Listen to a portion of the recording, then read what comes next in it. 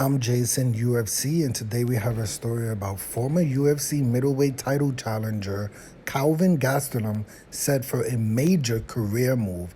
Gastelum is reportedly planning a career change.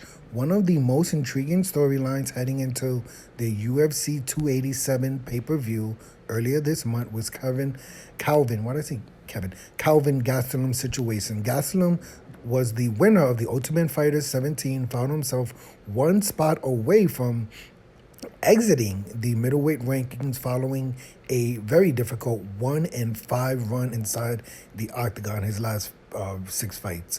With that, his return after over a year away was crucial, to say the least. Against Chris Curtis, Gastelum showed glimpses of his former self on her feet with a unanimous decision victory over Chris Curtis. As a result of the rebound, Gastelum rose 4 places on the middleweight ladder to ranked number 11 and staked his claim for a title eliminator opposite the Dracus du Plessis. But du Plessis shot that. Yeah, after being shot down by Dracus du Plessis, who is now booked against Robert Whittaker in what is the title eliminator fight. I won't get enough.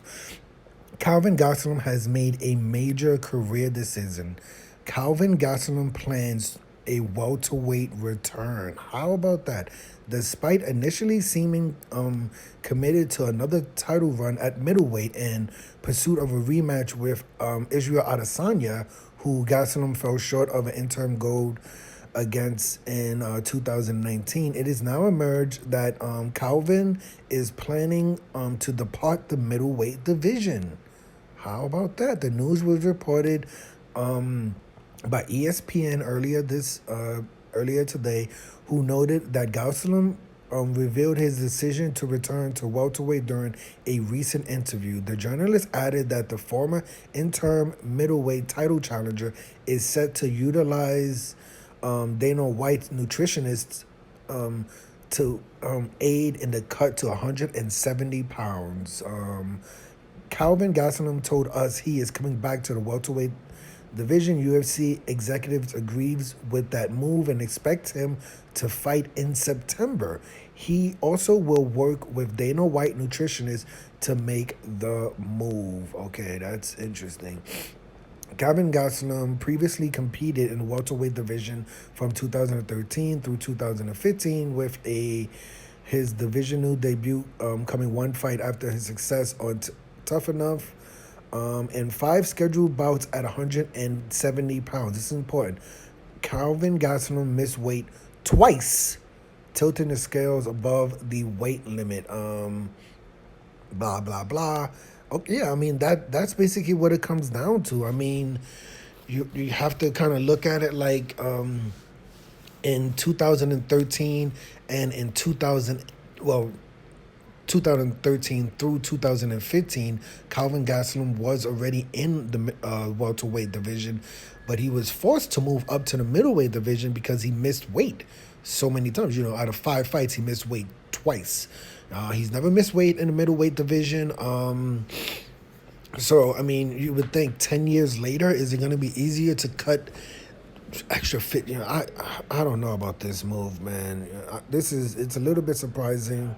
You know, I get it that he's going to use Dana White nutritionists, but not everybody is built to, you know, I don't, if you look at Kelvin Gastelum, he's a big boy, right? He's stuck in that kind of in-between position, being, you know, way too big for the welterweight division, but respectfully, way too small for the middleweight division. There's some big boys in the middleweight division, you know.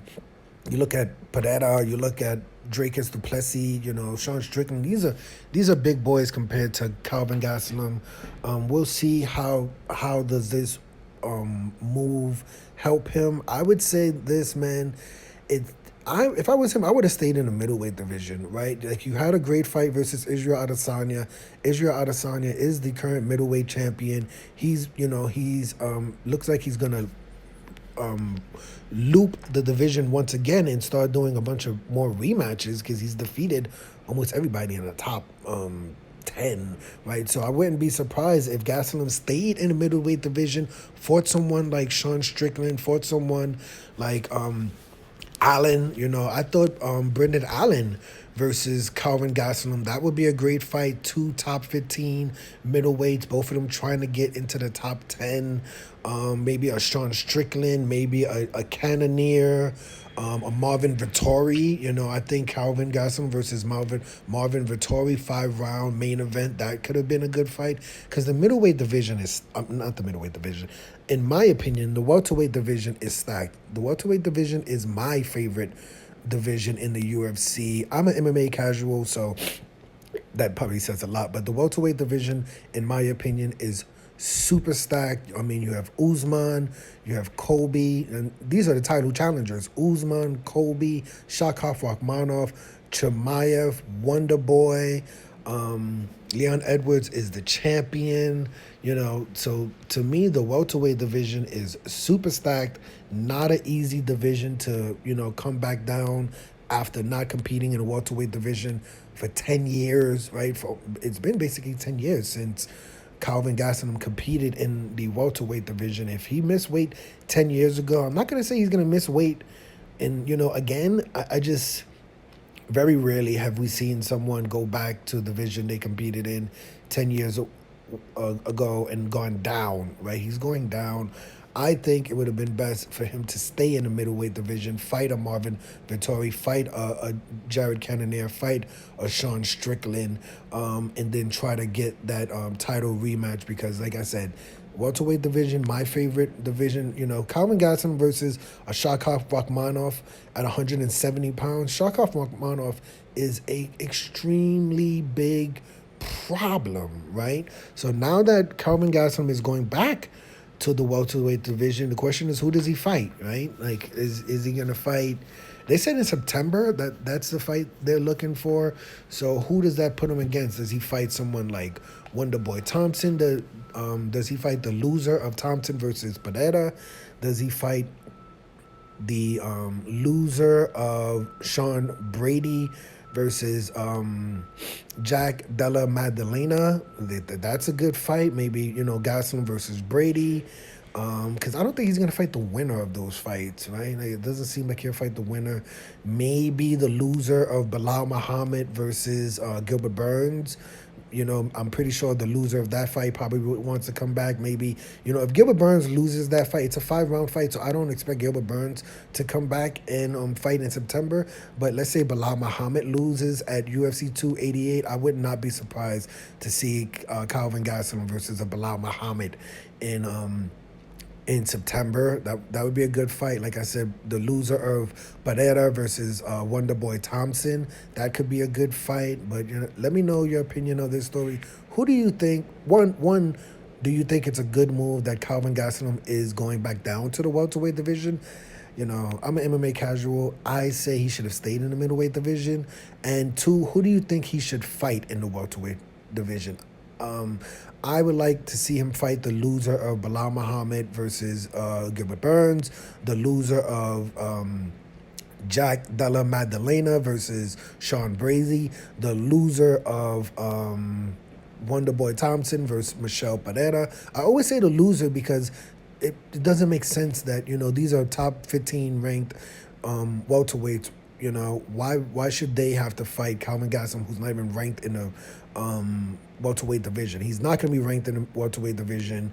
He should have to at least get one win before we move him into the rankings in the welterweight division. So that's why I think he should fight one of the losers of those 3 upcoming UFC welterweight fights. But let me know your opinion of this story. I'm Jason, UFC. Today we had a story about former UFC middleweight title challenger Kelvin Gastelum announces he's moving back down to the UFC welterweight division, the most stacked division in my MMA casual, humble opinion. Hit the like button, hit the subscribe button, hit the $1 donation button, and please tune in to the next video on this channel. Thanks a million for watching.